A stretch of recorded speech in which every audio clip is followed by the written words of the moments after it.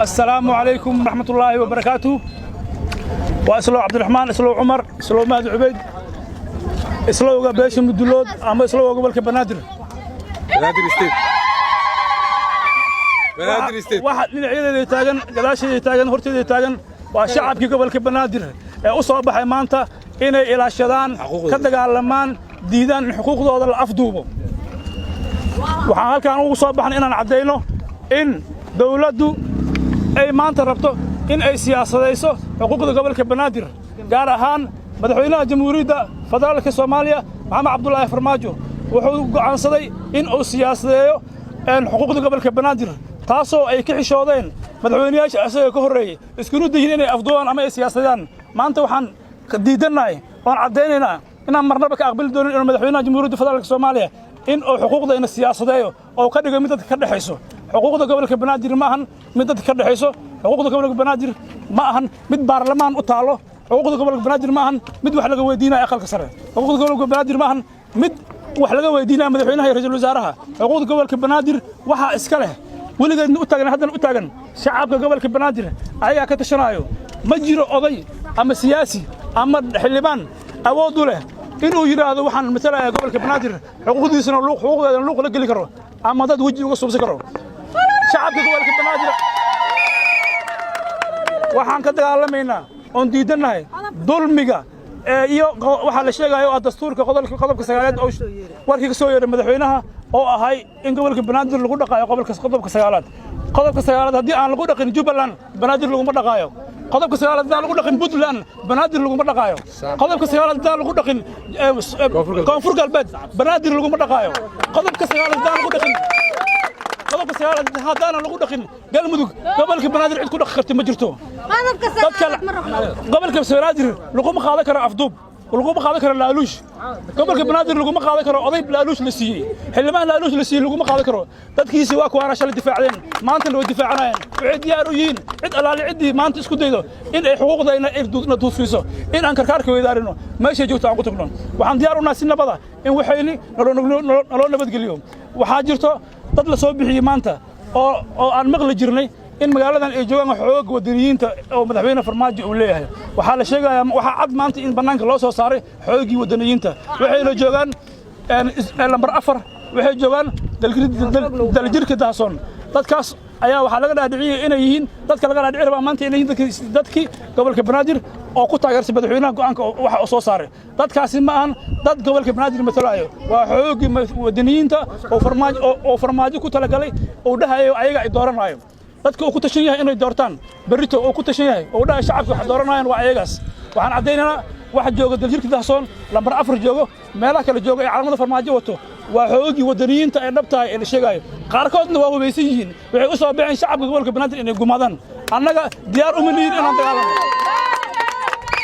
shacabka gobolka Banaadir uma soo bixin inay dagaalamaan uma soo bixin inay dhagax tuuraan uma soo bixin inay dalkooda burburiyaan waxay u soo bixin si nabadgelyo ah xuquuqdooda inay ilaashadaan kana dagaalamaan yani ay ka hadlaan dulmiga afduubka maanta loo maxaan ku raada loo digdigleeyahay waxaan cadeynaa halkan in qodob sagaalaad iyo qodob tobnaad intaba maanta gobolka Banaadir wax lagu dhaqaray inay jirin gobolka Banaadir xuquuqdiisa saa iska leh cid kale maanta wax laga weydiinay oo anaga aan ahayn ma jirto hadii taas ay dhicayso waxaan cadeynaynaa gobolka Banaadir anaga iska leh dawladda baarlamaanka aqalka sare waxaan faraynaa inay iska guuraan meeshii ay didi karaan xukumi karaan kale ha u guuraan anta anaga iska leh canshuurteena ku nool yihiin xoolaheena ku nool yihiin guryaheena ku nool yihiin xaq ma ahan ayagoo cid kale aan xuquuq canshuur ka helin oo mushaar aan ka helin inay xuquuqdeena qaataan guryaheena ku noolaadaan in ayna dulmiyaan ma aqbalayno haddii arrintan ay sii socoto shacabka gobolka Banaadir wuxuu go'aansan doonaa in baarlamaanku sheega dulmiga wado golaha shacabka lagu tilmaamo iyo aqalka sare intaba iyo xukuumadda iyo madaxweynaha iyo madaxweyne ra'iisul wasaaraha in aan ku amri doono meesha ay nabadgelyo ku helayaan ee canshuur ka qaadan karaan ee boobi karaan in ay aadaan canshuurteena annaga iska leh deegaankeena annaga iska leh annaga ayaa isku soo koobi doono haddii warkeena la maqli waayo si nabadgelyo ah xormad ku jirto raamo ku jirto waxaan adduunyada u sheegaynaa dhul kasta ninkiisa iska leh dhulkiisa iska leh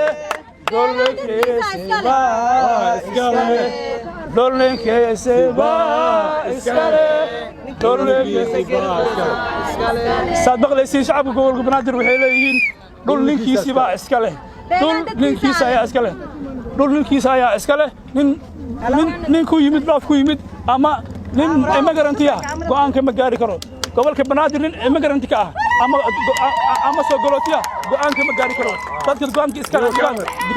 dadka gobolka iska leh annaga waaye go'aankana annaga iska leh qodob dastuuriya oo u oggolaanayo in ay maanta xuquuqda gobolka banaadir lagu afduubo ma jirto cid aan ka aqbalayna ma jirto waxaan caddaynaynaa dhammaan dadka u shaqeeya dawladda ama wasiire ahaado ama ha ahaado guddoomiye degmo ama ha ahaado guddoomiye gobol dhammaantood waxay u taagan yihiin in ay qayb ka noqdaan boobka gobolka banaadir lagu hayo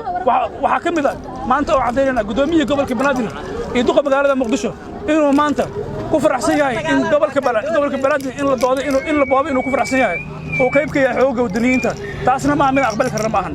guddoomiyaha gobolka banaadir waxaa loo doortay ama loo magacaabay inuu shacabkan matalo xuquuqdooda ilaaliyo ma ahan in uu dhinac ka soo istaago dadka boobaayo gobolka inuu dhinac ka soo istaago ma ahan dhammaan waxaan ka codsanaynaa imkaaniyaadka iyo xoolaha dadweynaha ay leeyihiin ama hantida qaranka oo sida ciidamada booliiska ciidamada militariga iyo shaqaalaha dawladda inaan loo isticmaalin in gobolka banaadir lagu dhibaateeyo lagana dhigin lana siyaasadayn dawladda waxaan u sheegaynaa in ay joojiso siyaasadda ah in ay u isticmaasho xoolihii dadweynaha inay u isticmaasho inay ayaga ku afduubto ama ay ka dhigto wax gaar ay leedahay gaar ahaan idaacadihii tiifiyadii ee qaranka u lahaa baabuurtii ciidamadii booliiska iyo calaamadihii gobolka u lahaa iyo calankii Soomaaliyeed inaysan ka dhigin wax dad gaar ay leeyihiin balse laba dawladda inay noqoto inay dhexdhexaad ka noqoto wax kasto ee dhexdhexaad ka noqoto aysan cidna dulminin sida ay xuquuqdooda uga aamusay gobolada kale ay u ixtiraamtay waa inay u ixtiraamtaa xuquuqda gobolka banaadir xuquuqda gobolka banaadir cid marti loogayaa ma jirto madaxweynahan la weydiinaynin ra'iisul wasaarahan la weydiinaynin xukuumaddan la weydiinaynin aqal saraan la weydiinaynin aqal hoosaan la weydiinaynin waxaan aad u cambaaraynaynaa anagu soo horjeednaa una sheegaynaa inay dulmi tahay guddi kushaagi baarlamaanka oo u saaray inay gobolka banaadir arrintiisa go'aan ka gaaraan waa dulmi waa edeb darro haddii go'aan ka gaari karaan gobol arrintiisa ha baxaan Puntland go'aan ka gaaraan ha baxaan go'aan ka gaaraan Soomaaliya maxaan ku raahdaa koonfur galbeed ha baxaan guddigaas maanta haddii run sheegayaan Jubbaland go'aan ka soo gaaraan haddii run sheegayaan ma doonayno nin yimid oo dhoof ku yimid deegaankeena iyo gobolkeena oo maanta